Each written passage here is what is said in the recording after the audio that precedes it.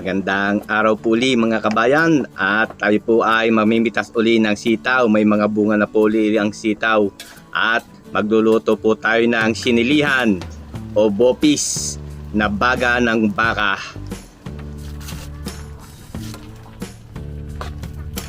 Para may aromatic, nilagyan natin ang dahon ng laurel. Ito na po yung ating bopis.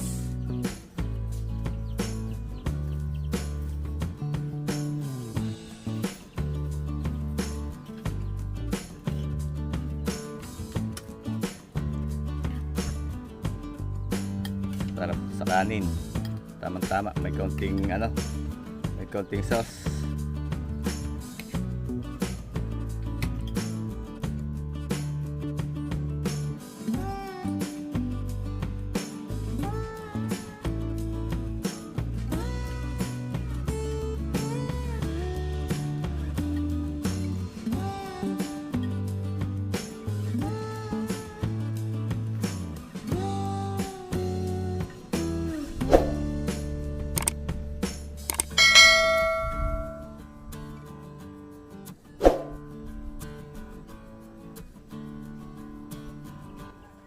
Tamang-tama, hindi na po sinaing.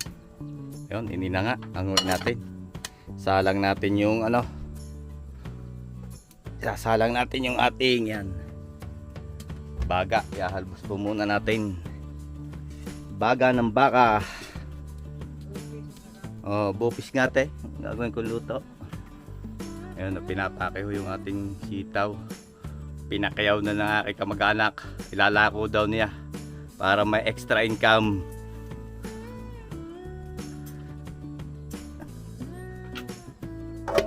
Yan, salang na natin.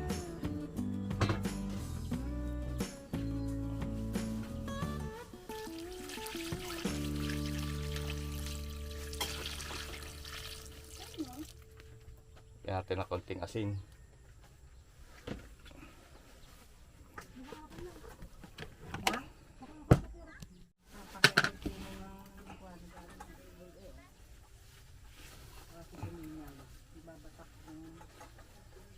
Kulbang po natin.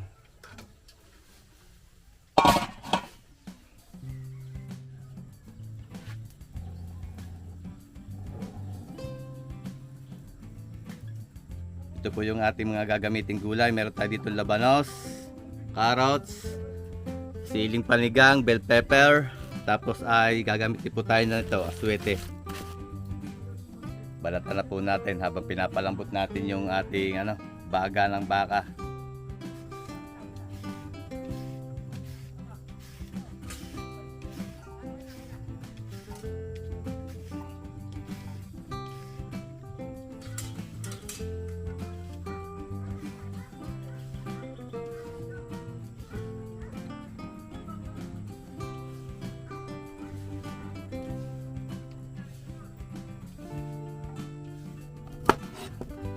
Gagayatin lamang po natin ito ng maliliit. Maliliit na square. Yan. Ganitong kalalaki lang ho. Ayan. Square.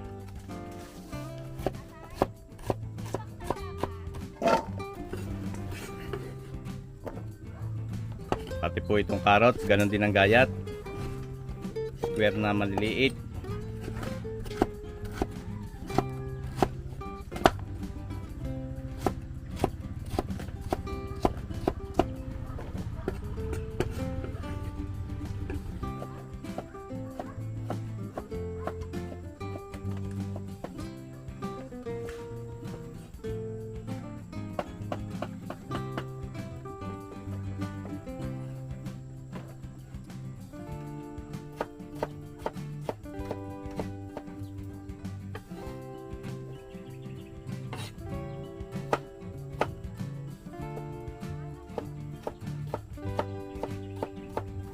Ready na po itong ating mga sangkap.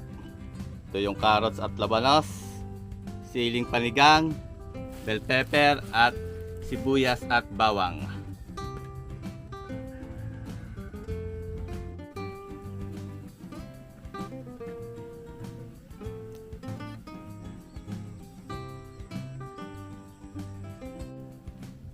buksan po natin itong ating pinapalambot. At titistingin natin kung malambot na. Ayan, malambot na. Hanguin na po natin para magayat natin.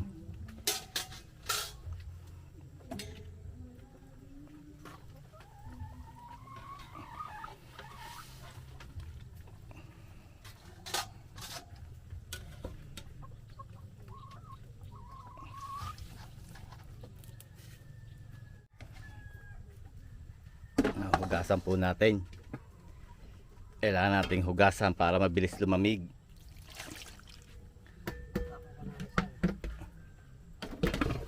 Yan, tapo muna.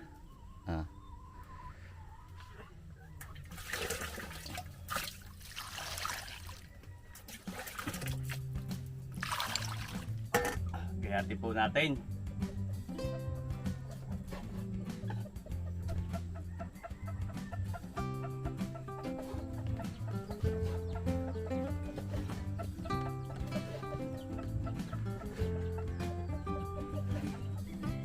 Gayatin po natin ang ganito kalalaki lang ang gayat. Cubes din na maliliit katulad ng gayat natin doon sa gulay.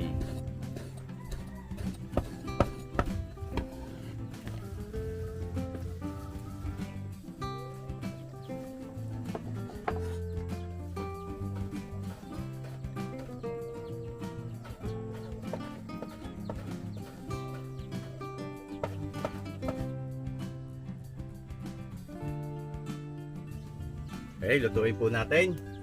Lalagay muna tayo ng mantika.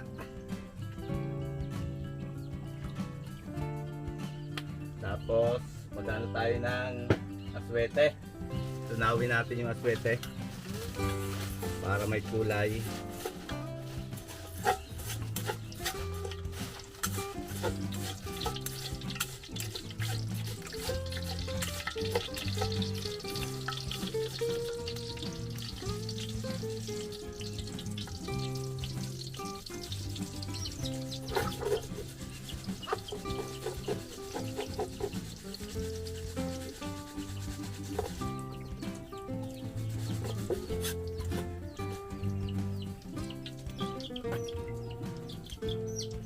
Tapos magigisa po tayo. Gisa tayo ng sibuyas at bawang.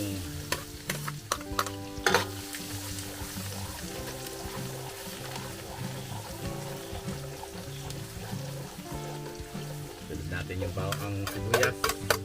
O kahit anong gusto nyong unahin, pwede naman ho. Kung gusto nyo sibuyas, pwede nang mauna ang sibuyas, pwede mauna ang bawang. Ang iba pinagsasabay na.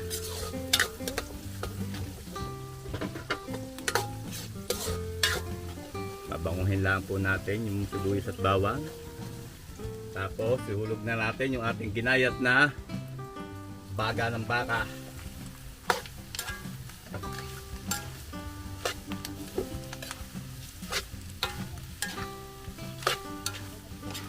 Titimplahan po natin. Lagay tayo ng paminta. Lalagay din tayo ng konting MSG. Ito po optional. Kung ayaw nyo gumamit ay pwede pong wala. Lagay tayo ng soy sauce o toyo. Lalagay din tayo ng konting asin. Dire-diretso lang po ang paghahalo. Itong baga medyo malambot na po ito dahil nalbos natin, kaya pwede nating isabay dito yung ating ginayat na gulay. Labanos at carrots.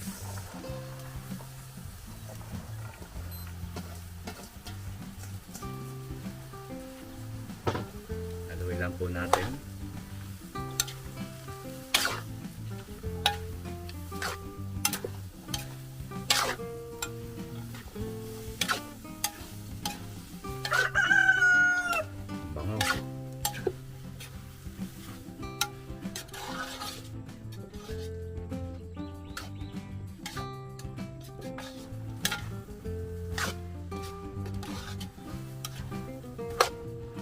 Sasabawan po natin.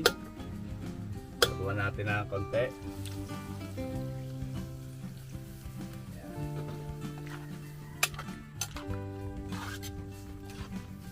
Tapos lagyan natin ang suka. Gagamit po tayo ng DS brand na suka.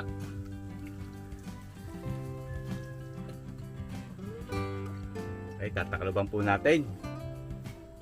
Ayan natin kumulo.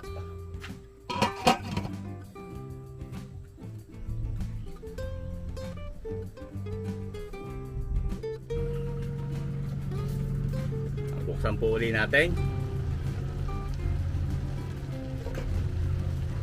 At ilalagay na po natin ang sili.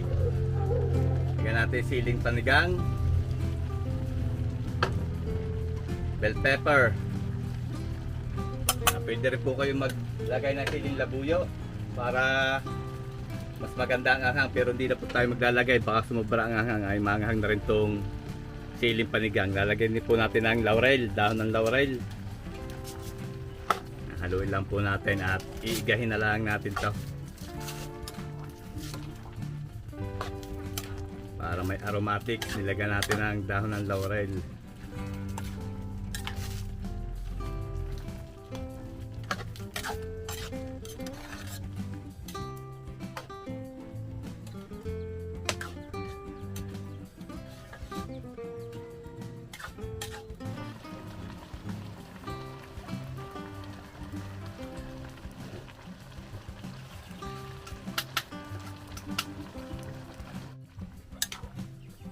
Pwede na po itong ating bupis.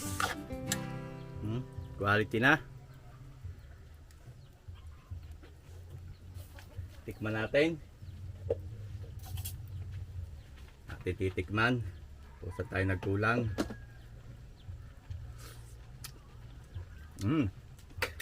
Ayos na, masarap na. Lagyan po natin ng kaunting asin, kaunti lang. Pwede nyo i-adjust ang lasa. Tamang tama na po yung kanyang sauce. Yung may konti sauce, pangit naman po pagka dry na dry yung ating bupis o sinilihan.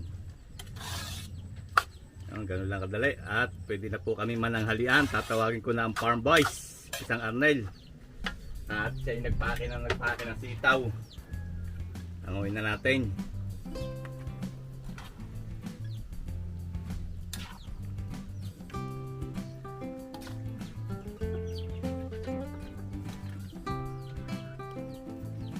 Ito na po yung ating bupis.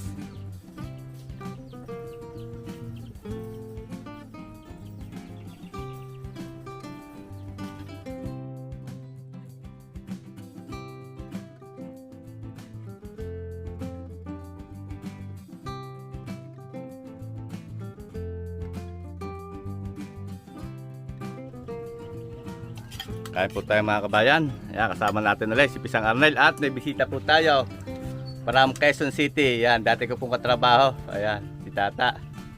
Ay siya po yung driver ng Lalamove. Ay naisip niyang dumaan dito at nag-deliver siya sa may ibaan. Ayan, galing pa po yan Quezon City. Tata, siyempre kasama din natin ang Kuya Ken. Kaya na insan, binigyan mo ng pagkain si Nine. May bata po kami kasama doon. Bigyan na namin ng pagkain, nakain na siya. Nen, kakain ka? Gusto mo soft drinks? Kain po tayo.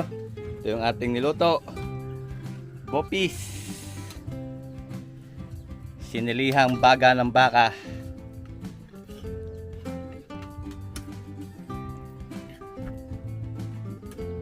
Sarap sa kanin. Tama-tama. May konting may konting sauce.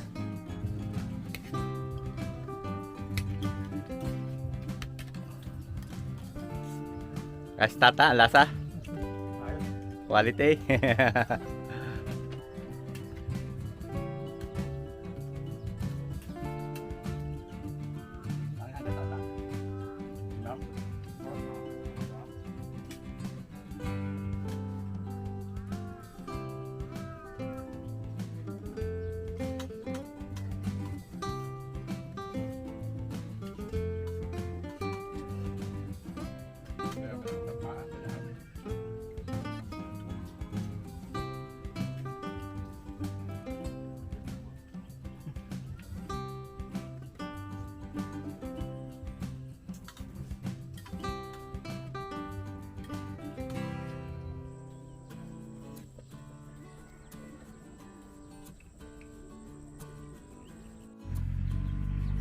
Salamat. Thank you Lord sa masarap namin tanghalian at meron pang panghapunan. At yun, kumain na rin po ang ating magtitinda. Asipag ubos ka. Pinakain na namin ng iyong anak. Kaya lang medyo maanghang yata. Ako konti nakain. Yan, hanggang dito na lang uli mga kabayan ng ating video. At marami po uling salamat sa patuloy niyo pagtakilik. Ingat po lagi tayo lahat mga kabayan. At God bless po sa ating lahat. Sana po ay magkita-kita tayo muli sa susunod ko pang mga videos.